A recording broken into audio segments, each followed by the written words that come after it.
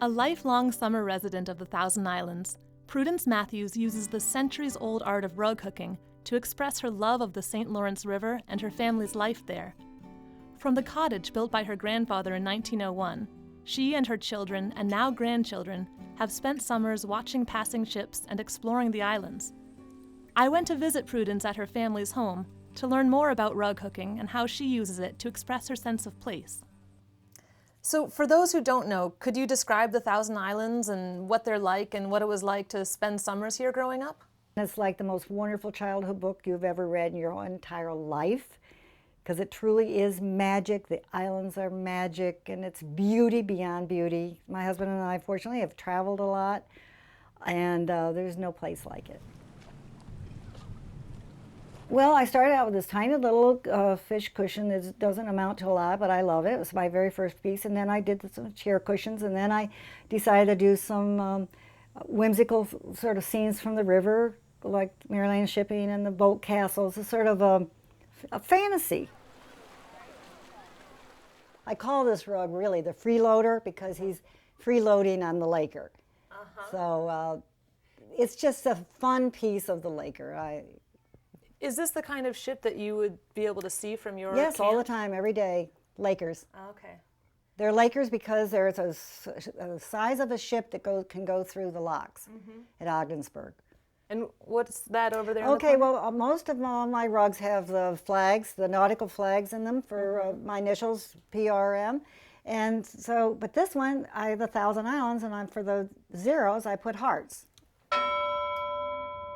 I like fiber. I think that's what it is. Paintbrush is great, but there's something about having fiber in my hands. I mean, the hottest summer day, and this is wool, you know, how hot is that? And I'm in another world. I can hook for 4 hours straight and miss lunch and not even know it.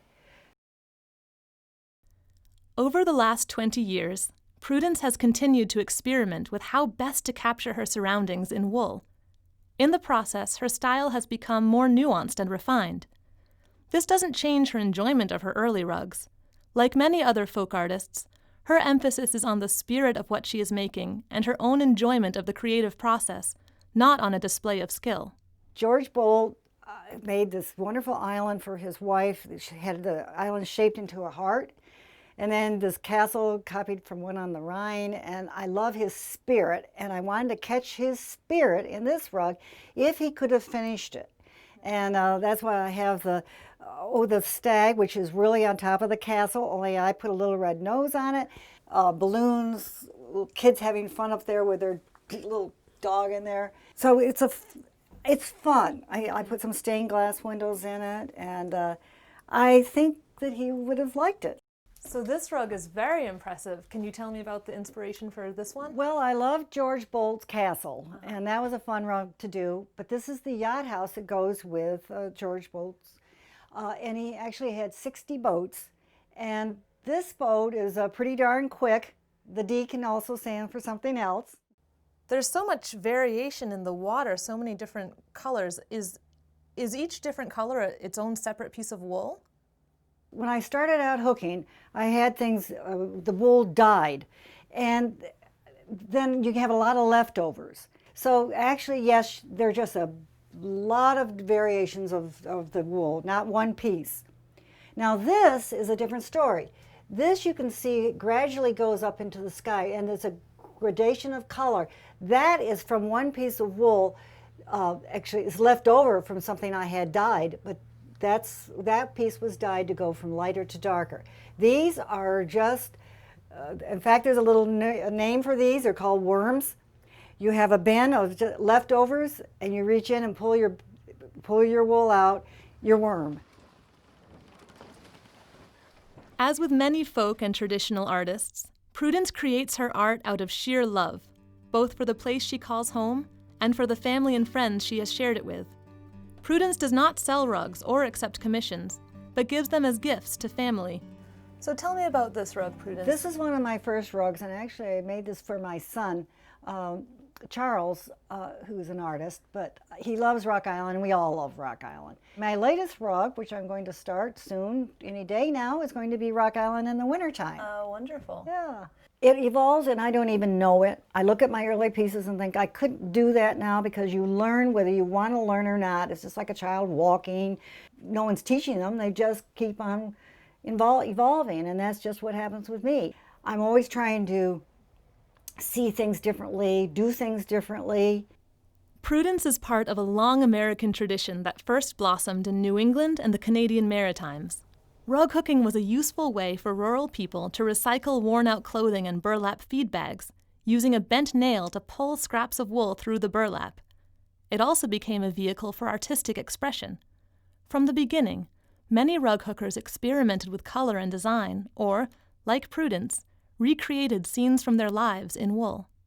All this is just recycled wool, but this was a plaid with the browns and the golds and little green, and I decided to just slice it up and see what would happen by just simply leaving it as is. And it made these wonderful cattails. I was so excited because it did it all by itself without any help from me, made these cattails.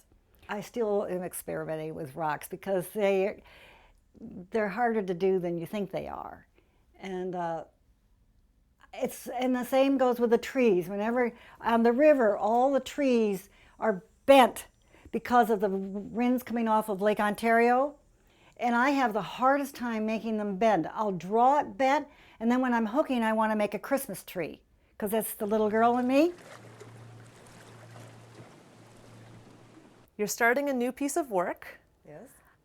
How does the process begin? Well, for this rug, I decided it has to be the river, and I wanted to do something different that I haven't done before. And I thought, well, wouldn't it be fun to maybe do Christmas at the river, a river at the wintertime?